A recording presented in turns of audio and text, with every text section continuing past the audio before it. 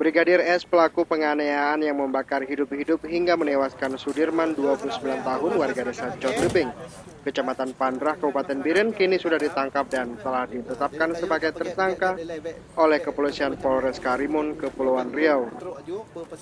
Kepala Bidang Operasi Satuan Reskrim Polres Karimun Ibda Sarah Sitorus saat mengantar jenazah Sudirman di Mapolres Biren mengatakan, Brigadir S tercatat sebagai anggota polisi di Satuan Reserse Kriminal di Mapolres Karimun, Kepulauan Riau. Tersangkanya itu positif anggota polisi, Pak? Positif. Ya.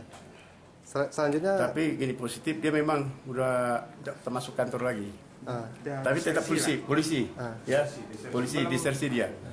Sejauh ini ini memang itu pun sudah berulang kali melakukan perbuatan yang mencelakan daripada institusi Polri ini. Kesalahan gitu. Saya pun mengharapkan juga supaya dia tuh dihukum seberat-beratnya. Sejauh ini berapa orang untuk pelaku itu, Pak? 1 orang aja.